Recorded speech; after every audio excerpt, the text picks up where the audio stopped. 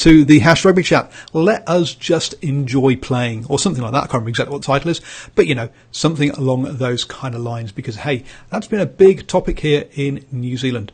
Hi, I'm Paul, the guy behind DrivingMaul, your best place rugby predictions and opinion. And joining me this week, I have Ashwin, a junior rugby coach. How are you doing, sir? I'm good, thank you. I'm good, and looking forward to another chat about rugby. And Stephen, a radio rugby commentator. There we go. That's sort of funny. How are you doing, sir? Very good, thank you, Paul. Always a privilege and a pleasure to be on the TDM. Always great when you get invited back again. I need to get a TDM hat and TDM t-shirts and TDM hoodies. I need to go all TDM. Oh, dearie me. So yes, tonight we will have a chat. Obviously, we'll probably touch on Super Rugby. We'll probably touch on some other stuff, but we're going to kick ourselves off with junior rep rugby, in particular in North Harbour. So, Ashwin, what has North Harbour Rugby Union done with junior rep rugby? Okay, so before we get into the details of the what's, the whys, the impact, simply speaking, they have decided to do away with representative rugby from an under 14 age and below. So basically no representative teams in the North Harbour scene from under 14, under 13, etc. and underneath. Obviously there are still representative teams above those ages. For a dummy like me, what is rep rugby? Is that basically the best 15 players in North Harbour? Effectively, initially people, the thought is, okay, rep rugby for a union is North Harbour under 14s. But it is also, it can be that, but it's also tournaments within the region, so within the North Harbour. So there's a competition that people will have heard of, something like Roller Mills or Walter Dixon. So you come over, I'm more au fait with the Auckland scene, obviously, but I know that they have Roller Mills and Harbour, so I'm assuming it's very similar run over there. So in Auckland, you'll have Auckland West, Auckland Central, Auckland South, Auckland East type teams, and they go up and play against each other. And so I'm assuming, because I know that they do have Roller Mills over there, or I've been informed by somebody else, that they would do a very similar construct for running their rep program over there. And similar things happen up in Northland, etc., don't they? Stephen Cutswell, so that's your... Absolutely. And I was privileged enough to be involved with an Auckland under 15 rep team, and Ashwin hit it pretty much right on the head. You had those four areas, and what we did was pretty much had trials to find our best. I think we ended up picking a squad of about 26 players or so. So you're pretty much picking the cream of the crop from that under 15 division. So there's some really, really good players that will trial to make that particular squad, that particular representative squad. I mean, so to wear the blue and white jersey, or in the case of Harbour's case, the maroon and white jersey, it's a real sought after thing from a lot of players, and probably a lot of parents who live vicariously through their kids want to see their kids wearing their respective representative jerseys as well. It's a big thing. So I'll Steve, hang on. We're not Australians. It's maroon, not maroon. Very good. So Ashwin, why are they getting? Why have they decided to strip those 2 years of rep rugby? Look, is it just a cost-saving thing? No, definitely not a cost-saving thing at all. It's anything but a cost-saving thing. I'm surprised they're actually starting at an under 14 level. Not sure how they picked that as an age. But the basic reasons why is that they're losing too many children from the sport.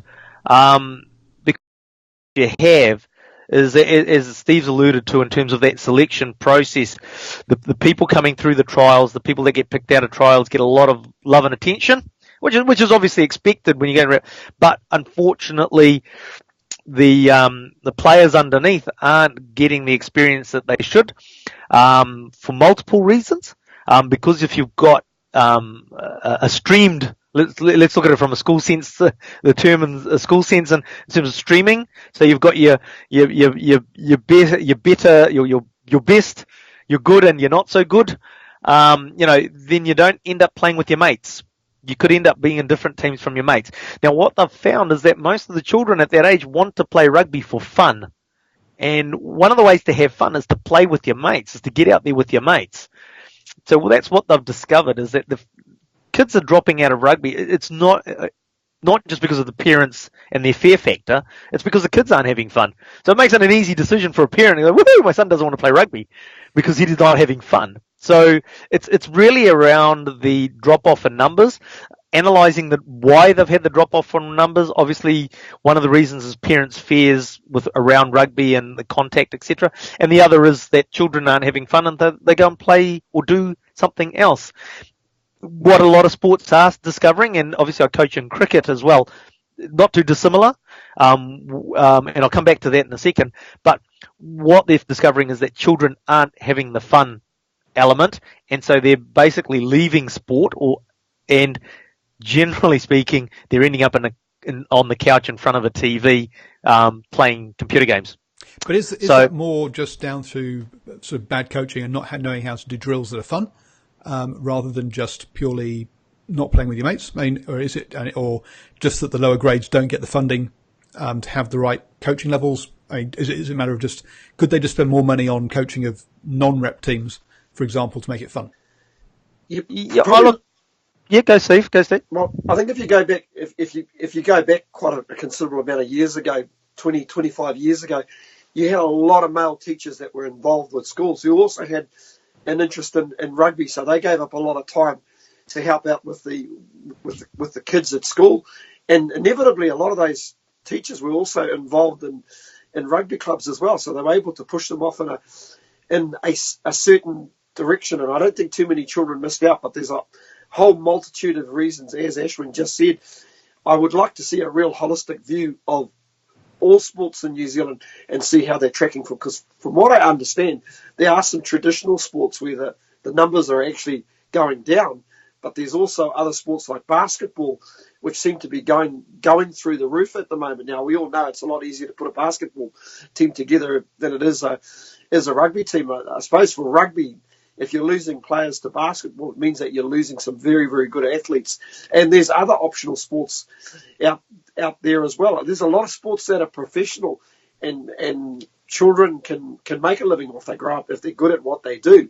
It's just the other options out there. I think it's a great thing that we have a union that's actually decided to go ahead and address an issue that's happening in front of their eyes. And I think it'll be a hell of a good test case to see if there's an uplift or whatever comes out of this process, should I say. Yeah, look at what I was going to say. So the different sports, I mean, basketball is taking a big chunk. Now, obviously everything gets done in percentages. So for basketball to have massive growth, not difficult because the percentage look big. You get one kid and you get another kid coming along to play and you've had 100% growth. So that sort of is an element of percentages and how they work.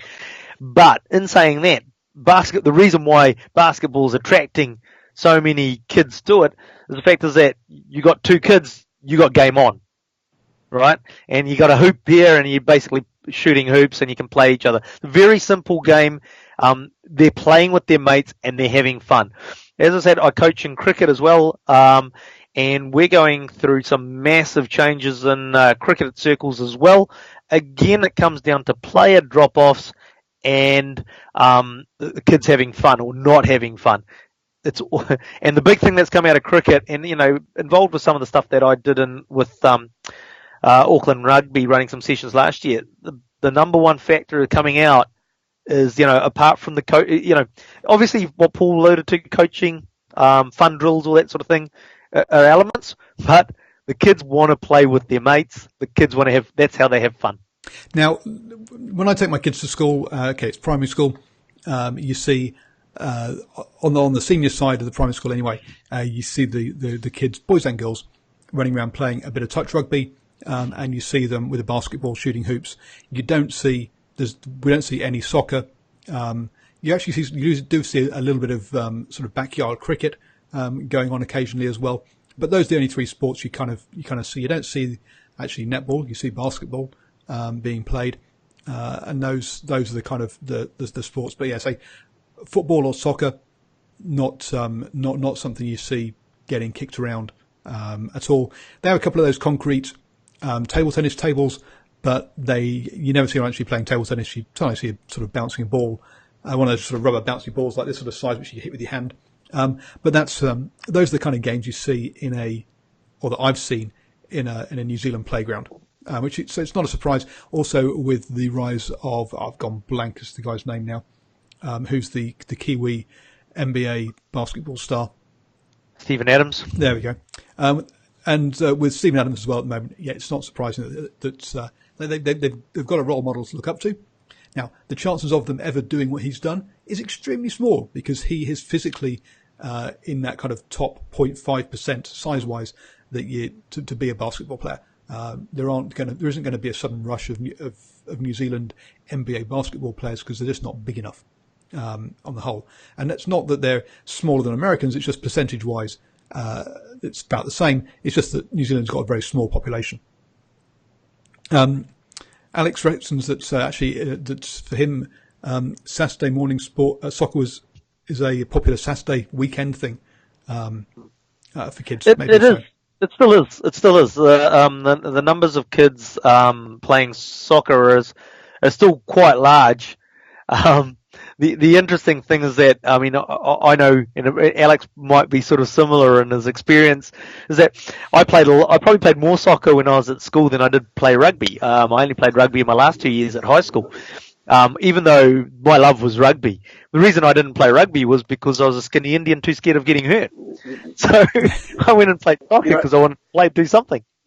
Something, guys, that's sort of been overlooked in a lot of conversations that I've heard in and around this issue is there's a lot more physical contact in the modern game as well. If you, I mean to say, what do they say? There's sometimes up to 300 bits of contact in a game of rugby within 80 minutes. That's a lot of contact, and for kids, they're thinking to themselves, gee, yeah, maybe I can go and play football or basketball where there isn't so much physical contact, and in that respect, it's changed big time. I know I've got a few mates who probably still are living their youth and they're into their 50s and they're playing senior Bs or senior reserves. Yeah.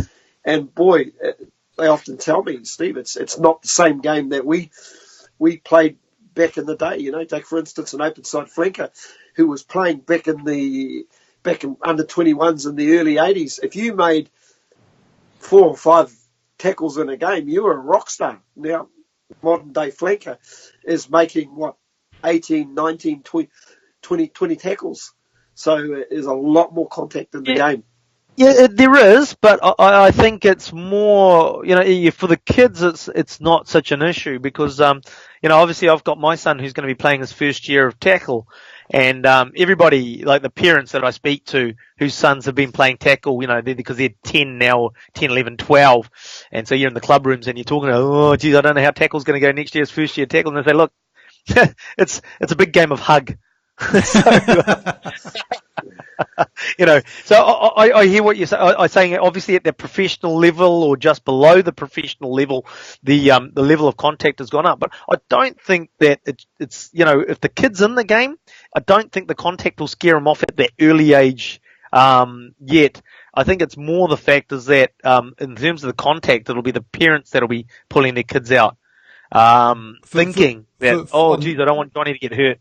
On the boys' side, anyway, from personal experience, it's kind of around that 13, 14 where kids have a kind of growth spurt, and the differentiation in size can be quite big, and that's where that's where I dropped out, to be honest. But okay, so not sure what it's like in the UK, Paul, but like for example over here, again, I'm using my son as an example, and obviously in the age groups going above, it'll be similar as well. So he's going to be playing under 8s next year, and they've got a restricted weight, which is under 31 or 32. They've got a capped weight, which is under 44 5, I think it was, or something around that region, and then they got an open. So there's 3 grades that they'll filter the kids into, so that the kids really won't have an issue with it. It'll be the parent. Back in my day, we didn't have that issue. So, didn't have that. So it didn't have that grading, that weight side of things. Now that weight side thing kind of brings on a bit of an interesting topic. So one of the guys who we've had on the show before, Ryan Nixon, who is from the Rugby part, not Rugby part, sorry, the Tribe Sports app, which is where you can get all your news on the go about what's happening in games.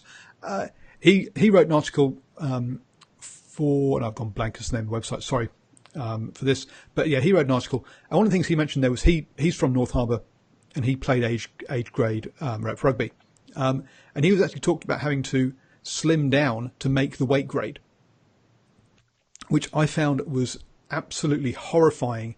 That players would be a week or two before rep would be deliberately trying to shed weight to make a weight group, and that to me is a scary thought, and that's one of the things that's what I'm pro.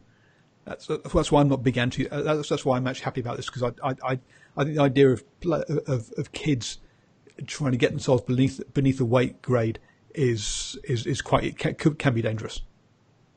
Yep, something that's been going on for a long time, even at schoolboy, not just rep, at schoolboy rugby as well, like at high school. Yeah, my son, who trialled for originally was going to try for Roller Mills, he found he was probably a half a pound or something like that, or less than that, overweight. So it was too much for him to lose the weight. So he went up and trialled at Bruce McCarran, which is an open level weight, and man alive, he did look small when he was trialling, because he was pretty much coming up against guys that were 100k. I think Travis at the time was probably he was probably, I don't know what the grade was, might be around about 63 kgs. I think Roller Mills is something like that. I'm not sure. Yeah, and he was coming up against kids that were 40 kgs heavier. I mean, it's like credit to him for going out and trialing, but yeah, it's just a case of you're coming up against much bigger bodies. Oh, yeah, it's interesting, because I honestly believe that whole weight contact issue is at a parent level. The child is obviously aware of it, but the bigger concern is, I can give you the example. So I know for the last year or so, year and a half, Aiden's going to be playing tackle, and so I'm thinking he's going to be playing under 31 kilos. He's 20 kilos. He's been at 20 kilos for nearly 2 years. He just doesn't put any weight on. And it's not like, I should be getting up to 25, 26 kilos. Nope. Feed the boy. Give him some food. Mate, they eat plenty. Yeah, mate. Yeah, a bit more roti bread. And I'm sorry, but I'll be honest. I'm shocked that you were kind of like, that happens at schoolboy level. It's quite common that kids are trying to, the boys are trying to make a weight grade to play rugby. Now I get the idea. I mean, the concept of weight grades makes sort of sense at the older levels. I mean, after your child's level, the first level of contact or tackle, as you say, it's a group hug. So actually, having kids of different sizes, I don't think will be a big problem at that age. But it's when you hit that 15, 16-year-old kind of age level where I think you really do need, if you want to try and keep the smaller guys involved anyway, you do need some weight some weight grades. But but to have kids trying to slim down to make a weight grade is definitely something I would be very anti personally. So we talk about body conscious and eating disorders being an issue, and then we're kind of putting this sort of thing in place. And if it's common knowledge that that's what happens at high schools, then I think they really need to be something. They need to be kind of thinking about that a bit more seriously.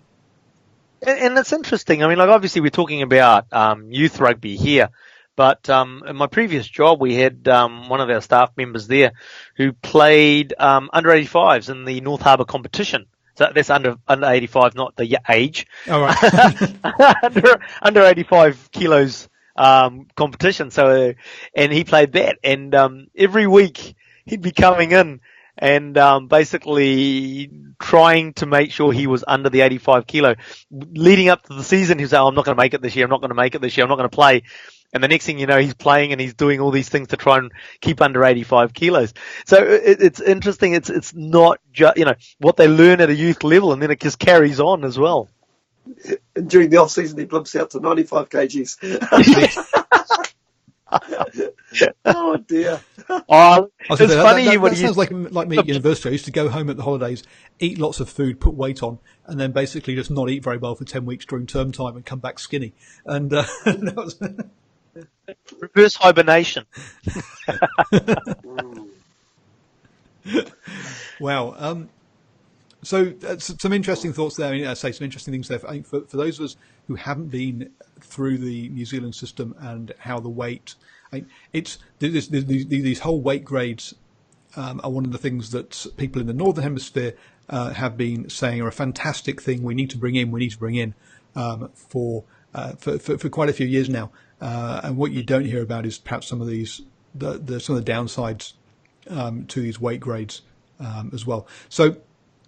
Look, I mean, I think we have to be careful. I mean, like the weight grades at club level in terms of what I mentioned with the under 8s and that sort of thing, it's not really an issue there too much. It's more when you start to get into the rep teams, because you don't want to miss out on your rep team by being overweight. That's where it starts to really become an issue. But I mean, realistically, I think it's a much better way to go at the junior level to make sure you have inclusiveness and people wanting to play the game, not worried about getting squashed at the bottom of a ruck by a kid that weigh, a 20 kilo kid getting squashed by a 100 kilo kid type scenario.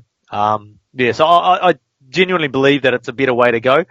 Doing away with rep teams from an under 14 level and just making everybody out there go and enjoy the sport and stay in the sport is a much better goal, I think, as well. Yeah. No, totally. I mean, I was talking when I talk about the weight thing. I think it's much, as you say. I think it's going to be much more sort of 15 plus age groups where they're going to be more kind of body conscious and more aware of their weights and more able to control as teenagers.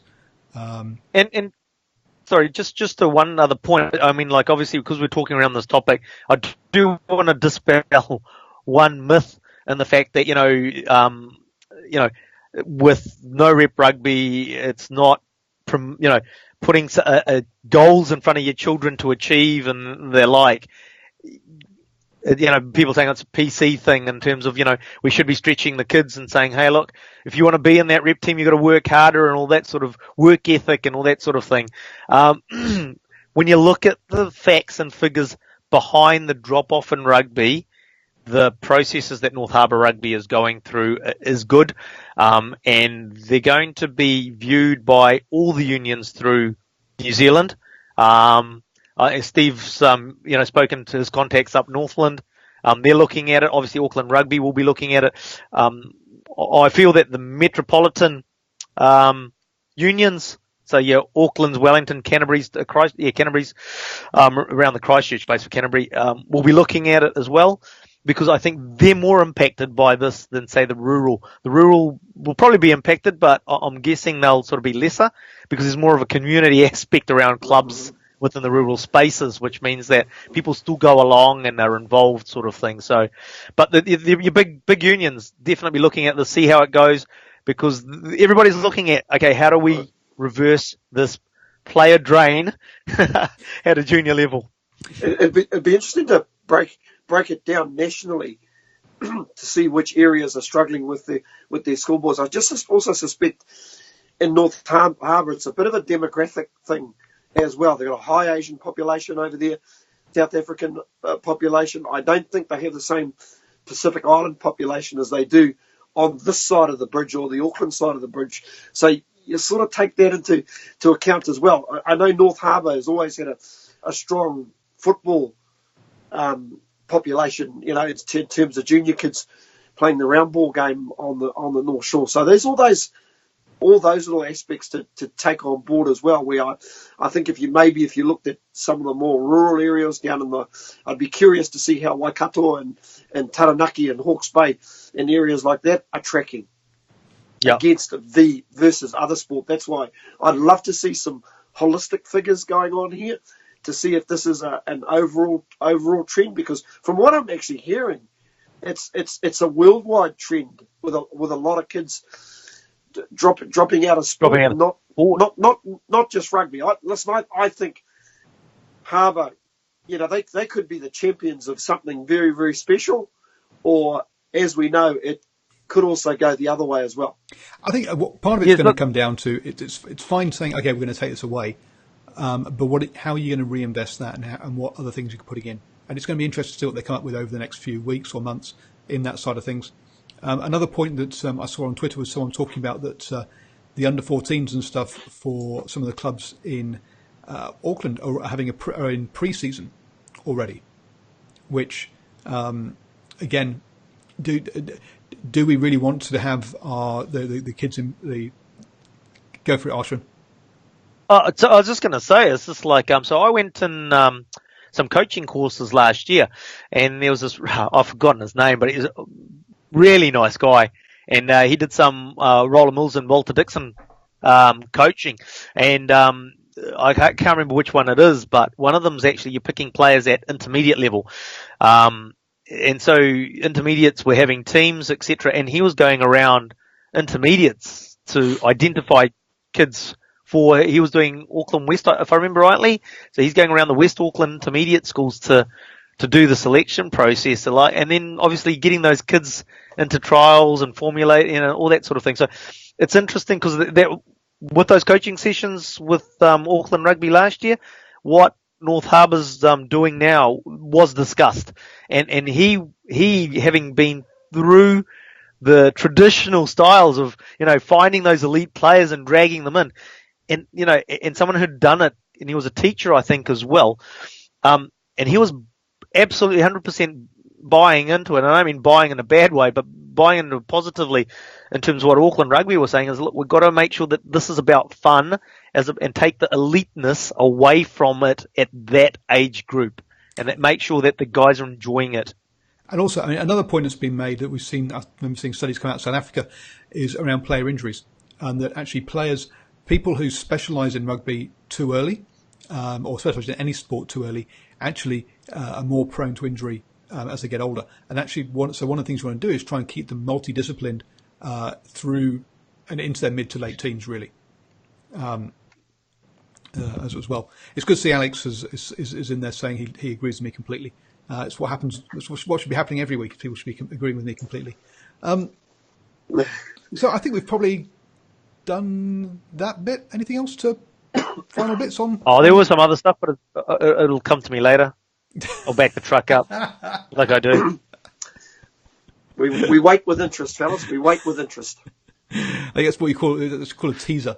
So before we get on to the next thing, this weekend on Sunday, we are hosting a brunch watch party for the Jaguares versus the Blues.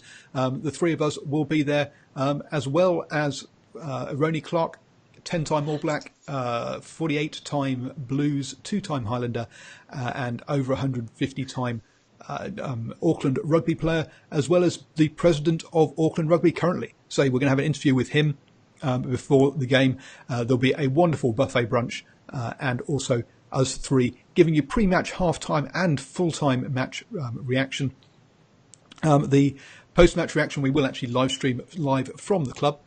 So if you can't make it up to Auckland for it, you can watch us live. But if you can make it, do come along. It's only $25, and you can actually get to shake our hands. Maybe we'll even do an autograph session over in the corner for those that want. Yeah. Yeah, don't wash those hands after you shake them ever again. Okay? We're famous people here. So do come along. It will be an absolute blast. Ronnie Clark is from everything I've heard, is a wonderful chat. and so I'm really looking forward to talking to him as well. Plus, it's going to be it should be a cracking game.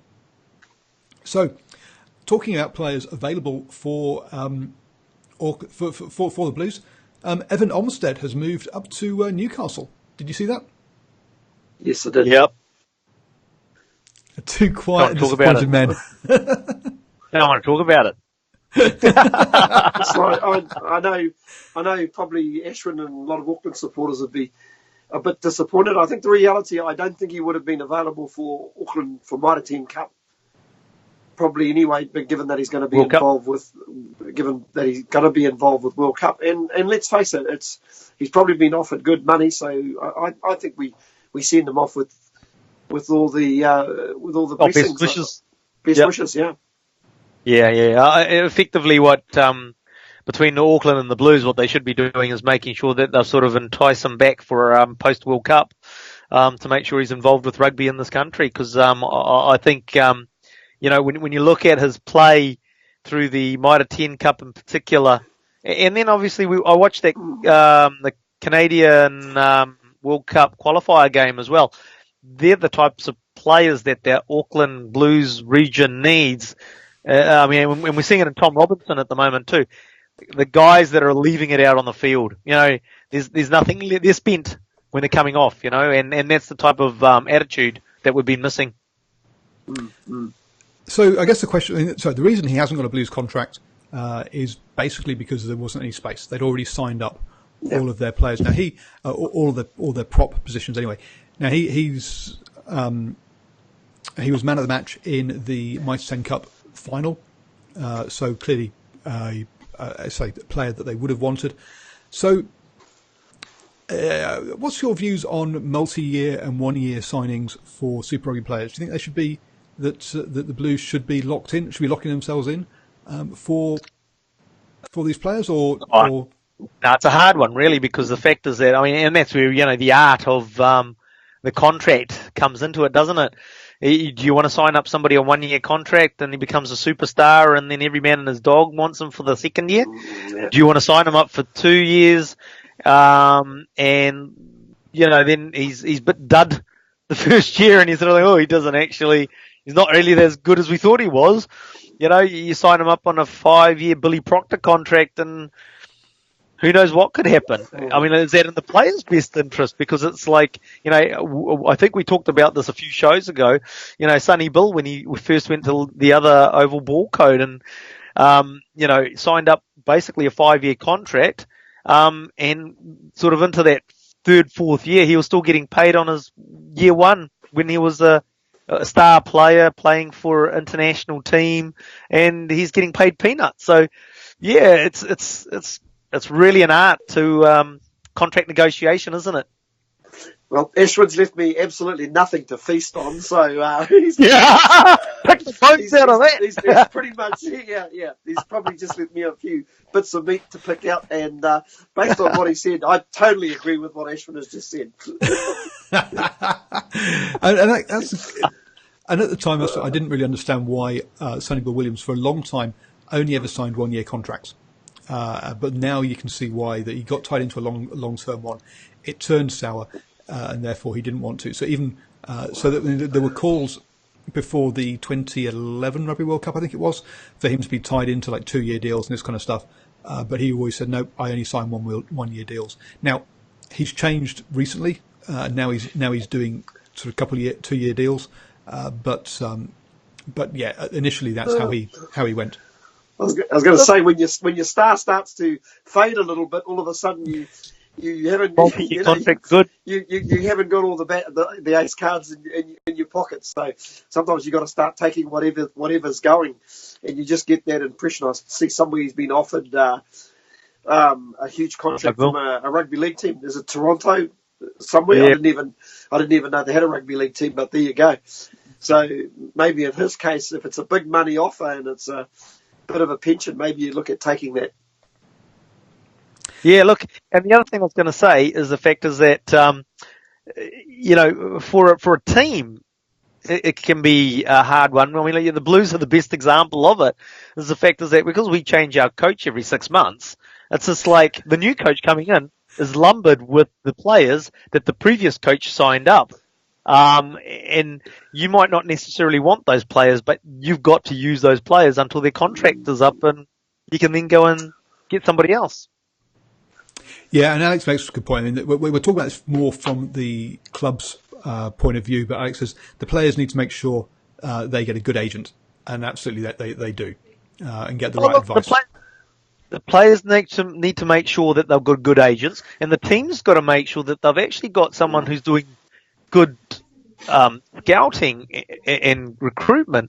Because, look, I mean, one of the issues, again, the Blues is a fantastic case study for this, because the scouting for the Blues has been horrendous, and it's just like you're absolutely, as a fan, left scratching your head thinking, how did you sign him? And this guy's now gone and become an All Black at another team. And it's just like, because obviously with the, the first 15 rugby on TV and everything, we all know who the good players are. And it's just like, how did you let this kid go? And we've all been watching him and him, burning the house down. Listen, I think if I could lock Michael Redmond and Tony Hanks in the same room and ask them a few questions, one of the questions I'd really love to ask them, when you guys are basically looking at recruitment, you've actually got three unions that you work with, and there's no reason if one of those unions is looking at a quality player that you could utilise in the Blues, don't you actually look at maybe inserting that particular player into either a Northland or a North Harbour? You take it for example, somebody like Otere Black. No disrespect, but why is Otere Black playing down in Manawatu when he could be playing for either Northland or Harbour or Auckland as their pivot? That's the sort of kid that you want to attract into that region, or even one of your really, really good players that you lose and you want to hold on to him. You want to make sure that he's actually kept in the franchise, so you can actually keep a wee bit of an eye on him and watch his development. Look, but I'll give you a better example. Those ties between the provinces and the unions, the provinces and the super teams are nowhere near as strong as they used to be. I mean, when Piriwapu and stuff came up, he had to sign up for a club in Auckland. That no longer is the case. No, but Paul, but just going back to what Steve's saying, it's an opportunity for the Blues to actually create a structure where Northland, North Harbour and Auckland become feeder teams into the Blues, and proper feeder teams. So I'll give a better example in terms of a player that this should have been done for. A Pari Parkinson, who comes out of St. Kentigern's team, who's been basically at the top of the game for how many seasons. It's not somebody that you would have looked at and gone, oh, hang on, we didn't know where he came from. As I said, it's all on TV. We can all see and so someone like Tasman can pick him up and can see the potential, but someone like Auckland can't see the potential. Okay, for our international listeners, where's St. Ken's? St. Kentigern's College in Auckland. Okay, and he's gone on to play for which province? Tasman, which is the top of the North Island and the Crusaders catchment area, but he's playing for the Highlanders. So there we go. Yeah, sorry, just to round it off. We kind of get it when you mention these places, but we need to make sure that everyone else understands where all these places are. But your classic is that if you can't quite, because there is a salary cap around the Mitre 10 Cup teams, is that as what Steve was saying, utilise Northland, utilise North Harbour, find the players that you want to have in the Blues, and make sure they're within one of the franchises in our area, and again work with those those unions to make sure that they're aligned with the Blues, and there's a synergy there. Especially if there's a little bit of risk involved in terms of signing one of those particular players. I know, talking to some heads at Northland last week, they were saying that they get many agents getting in contact with them to look at signing potential Mitre 10 Cup players. But Northland, at the end of the day, just say, hey, listen, it's unless you're a name player, a Super Rugby player, an under-20s player, there's too much of a risk. Sure, you can come to Northland and play club rugby. We'll have a look at you, but we're not immediately going to give you a contract because there's absolutely too much risk involved. I know that a lot of super franchises, they will see a young player with a whole lot of potential, and they'll make sure they'll basically cover him and keep him in the franchise just so he stays there. I suppose you can use somebody like Caleb Clark as an example. Like he picked up a Blues contract last year, and I thought he was far too young last year. Well, to me, he picked up. Sorry, Steve, let you finish. Yeah, he picked up a super contract, and I thought, whoa, far too young at the time. And then of course we had Rayasi turn up this year, and everybody was scratching their heads. And maybe, listen, if they'd held off on that, they could have signed this kid, who probably seems like he's got more potential. But on saying that, what I have seen of Caleb Clark, not so much in pre-season rugby, but what I've heard, looks like he's well on the way to being a permanent fixture in the Blues. Yeah, but it's sort of like, so what would be the answer? So, the story around Caleb Clark obviously was the fact that, you've got other Super Rugby franchises that come a sniffing. And the best example of that obviously is Michael Jones' son and Nico Jones. And the Crusaders are going to sign him, and it's just like, well, hell, the Blues want him. It's not a case of the Blues don't want him. But he's going to get signed up with Crusaders, and somehow they are able to basically manage that player. He won't play Super Rugby this year. He won't play Super Rugby maybe next year. But they're able to somehow manage him within their system and sign him up. I don't, my head is just, doesn't understand how they're able to manage it and get them in the structure, whereas between three unions, we can't manage it. So where doesn't make nothing's not adding up. Put it that way. So again, let's hit, Nico Jones's history. So White Matter Club. Nico Jones, suburb St. Peter's, out of St. Peter's College in Auckland. Yep. Opposite, across the road from Auckland Grammar. So I believe, son of God. And the captain of the secondary schools team, I think. And New Zealand secondary schools. But he's not played minor 10 yet, has he? No, he hasn't played minor 10 yet either. And he's already got a super contract down at the Crusaders. Extended. No, he's signed to Auckland. Okay, for next season. I'm correct. I don't believe he has got a Super Rugby contract.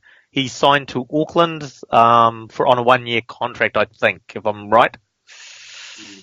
So it's going to be interesting to see where he goes and how he comes through. But clearly, with his dad being who it is, he's someone that people have been following for a long time. His name.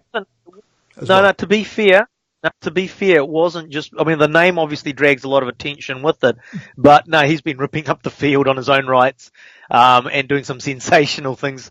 He's a forward, if I remember rightly, off the back row, I think. But, be outstripping centres and that sort of stuff. So, and setting up tries. So he's been, making a name for himself in his own right. He's definitely an athlete. I think he stands probably I think he's a tad shorter than his dad. I think he stands probably just over 6 foot, 6'1". I think Michael was around about 6'2", so maybe an inch shorter or so. Probably not big enough to ever probably be a number 8, but boy, man alive, in a 6 or 7 jersey, he's very handy. Now, I just want to go back to that to talk about Northland and their Mighty 10 Cup signings as well.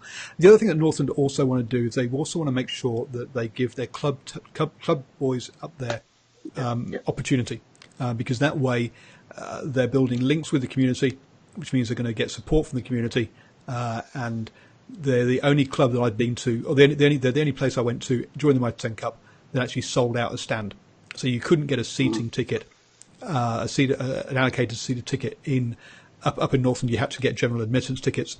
Now, obviously, I had a press pass, as did Stephen. But yeah, everyone else. Yeah, it was only general admittance tickets available. Now that shows you that they're doing a good job up there. Now it's questionable that all those seats in the main stand were actually full, but they sold them. So I guess quite a few of them would be corporates that maybe didn't use them that day. But yeah, they're clearly doing a good job getting a good crowd up there, and part of that is making sure that they stay connected with their community. They don't bring in too many foreign players, too many outside of the region players. But they will bring in a player like Jack Debrasini, for example, to fill a gap that they need. Oh, he's and he's been absolutely worth the spend and seen. I mean, so the benefit for him, he ended up picking up a contract with the Chiefs. But I know, having spoken to Darren Whitcomb, they really want to keep the outside. If they really need an important player to fill a gap, they'll probably only look at about maybe 3 or 4 outside players to fill gaps. But primarily, they want to come from local rugby. And if you look at some of the kids that are starting to come through, we spoke about Tom Robertson before. We're seeing the likes of Scott Gregory starting to come through as well. Even Josh Goodhue starting to become a permanent fixture in the Blues at the minute, and it's starting to pay dividends. And you find that there's just that more loyalty once those guys do pick up super contracts. A little bit like Tasman they're a real good analogy of having a lot of guys that play super rugby and they can roll all these guys out. And at Mitre 10 level, and that's why they're always a force. And I think that's the union that Northern are pretty much looking at. And listen, great credit to Auckland last year.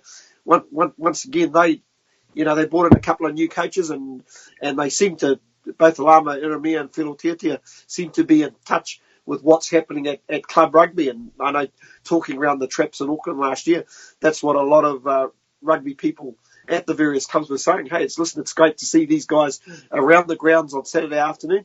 It means they haven't made their mind up about their squad, and they just want to see what's out there. And a perfect example is that it was the boy Lamalu who ended up coming into the Auckland team last year, and mainly through injury because Scott Scrafton was injured.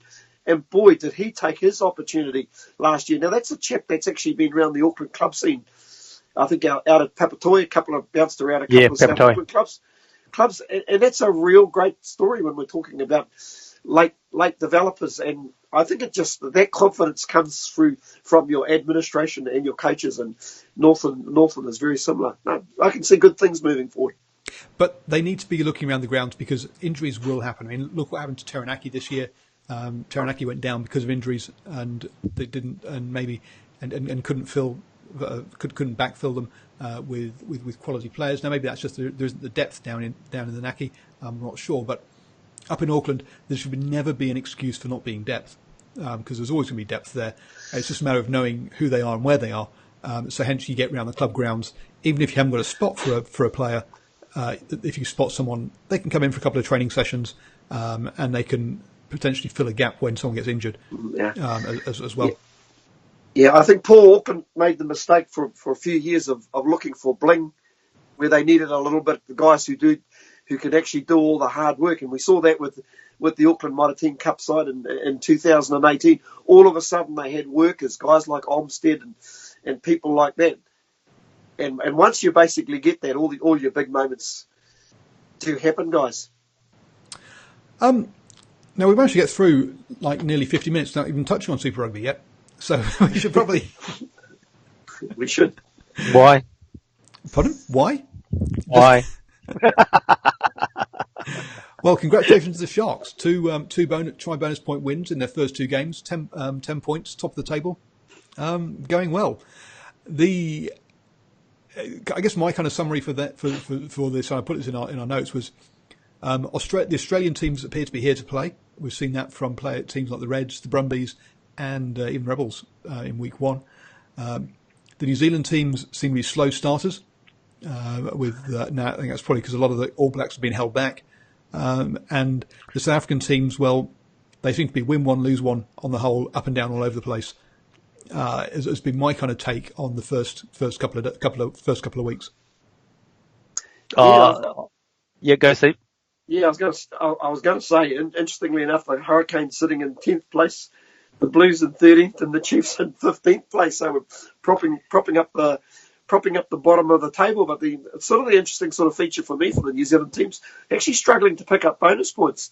Finding that bonus points after 2 rounds are just a little bit difficulty. So maybe those 3 teams that are struggling just not quite gelling at this stage, where you kind of look at the Crusaders and it seems like there's a bit of the old same old. But listen, it's great to see a team like the Sharks and the Brumbies, who've got let's face it, they've got a bit of history in Super Rugby, those two sides, and they're shown that they're not going to be easy beats. We've always Go on. Yeah. I was just going to say, I like the fact that the Australian teams are performing well. And it's not just the fact that last year when they're playing derbies and that, they were pretty dire games to watch. But the games that they've been this year is like, that Rebels Brumbies game in the first round was a good game to watch, wasn't too bad. Obviously, the Brumbies Chiefs game was actually if you put a neutral hat on, it's actually quite a stunning game. And I think the fact that what made it more stunning was the Brumbies' performance. The fact that you just weren't expecting that. And it's just like, wow, where did that come from, sort of thing. So the Reds against the Highlanders in the Tupperware container, and geez, I mean, it was a good performance. They unlucky to not pick the win up there as well, and down there. I think it's just a bit of an experience. If we go back to round one, the Tars could have beaten the Hurricanes with the last kick of the game, or with a late kick in the game, which Foley missed. Yep. So, but I think not a bad thing for New Zealand with the way things are going, because we know that when in World Cup year, if we don't win the Super Rugby and we don't win the Rugby Championship, we pick up the World Cup. So I'll take that. It's not. I think the Reds, the Reds Highlanders game. I think that was the game of the weekend. But what impressed me about the Reds, average age 22. They had a captain, Isaac Rodder, who'd lost his dad. Yeah, earlier in the week, and our thoughts go out to him and his family. I just thought it was a really, really brave performance. Just when you thought the Highlanders might just get away on them, they actually hung in there. And just to see an 18-year-old centre running around and basically playing really, really well, playing with a whole lot of maturity was a real eye opener, and he's definitely one to watch for the future. Pataya, isn't he? He's a Māori boy, obviously, but not Aussie accent, and listen, he was sensational. And Samu Karevi, I know he's got his issues defensive wise, but I'll tell you what, he'd be one of your genuine line breakers as a midfielder in World Rugby at the moment. Man, he does bust tackles. I was really impressed with him. And from a Highlanders point of view, just going back to Karevi. I mean, Karevi has he had that injury a couple of seasons ago, which meant he lost a bunch of, which basically missed out a season, and it's taken him a while to get back up to his best. I reckon in 2011, I reckon he was probably what I did was I put together a World 15 excluding All Blacks before the 2011 World Cup because of and he for me was probably the best 13 in the world at that time. So yeah, he really is. It's a shame he hasn't come back yet. He has lost time in between now and then. But big guy, well over 100 kgs, and very, very hard to stop. So it'll be really interesting to see if he's going to be in Michael Checker's plans in 2019. No, it was a great game. As for the Brumbies Chiefs game, it was almost like the Brumbies were running downhill all night, and the Chiefs were trying to run back up. Really, really disappointed for Brodie Retallick's 100th game. I thought he expected, to be honest, I expected a hell of a lot better. But listen, full credit to the skipper of the. Oh God, I just forgotten his name. The skipper of the Brumbies, Pocock. Brumbies team. Their skipper. No, he was out injured. No, Christian Liliafano. Liliafano. I think when they interviewed him, the first thing he did was acknowledge the 100 games of Brodie Retallick. And I think rugby's got some great values, and that just reminds me of those values that the game has. Mate, I was just going to have my go on the old Highlanders Reds games in terms of the Reds. As I say, Pataya at 13, that guy is a superstar. I know it's early days, but when you look at the team that he came up against, the backline that he came up against, your Rob Thompsons, your Tay Walden, and there's some guys that have been performing really well in the last 3 years, and he started against them, and I think he's can't wait to see him in a yellow jersey. And I was going to say, speaking of unlucky too, by the way, guys, I watched the Sunwolves Waratahs game, and just the sake of a drop goal. I know he's 100% with his place kicking, but he might have to work on his drop kicks. Hayden Parker. Although to be fair, he was kicking into a very, very strong win. But man alive, they're an exciting team to watch, aren't they? The Sunwolves, once they get things right. And just to think, they haven't got all their Japanese players. It's still away. Jamie Joseph's got them at training camps at the minute. So once you insert some of those guys back in, they'll get an extra bit of depth and strength back into the team. Yeah, I mean they're away for the first five weekends, and they come down to the Chiefs this weekend. So talking about this coming weekend. So which games are you, or which gamer, Stephen? Just choose the one. Which game are you looking forward to this weekend? We're not going to touch on the Blues. Oh, you can just go on. You can touch on the Blues. Blue Sharks, yeah, just probably like most Blues supporters, really, really disappointed. A really disappointing first half, which basically, they probably made about half a dozen crucial errors, couple of overshot lineouts, drop passes. Listen, no disrespect to the Sharks. I didn't think the Sharks were really anything special. They just did whatever they had to do better. And to me, that was more accurate. That's about it. Yeah, just more accurate. And I hope it's not deja vu again. But when we get together at the Watermatta Rugby Club on the weekend, we're just hoping like heck they've taken some lessons out of that game. Yep. But in the meantime, in the game, they were able to become the fourth team to score 1,000 super tries, which when I read that surprised me. When you think we haven't seen the finals since I think 2006, we haven't been really competitive in the finals since 2003. So to be the fourth team, still managed to be the fourth team to score 1,000 Super Rugby tries is actually not a bad effort. I don't know who the first three were. Do you know? Crusaders, Hurricanes, and I think it was the Brumbies. I think. So, Stephen, you had your finger up there. The one game I'm looking forward to the weekend. Oh yes, go for it.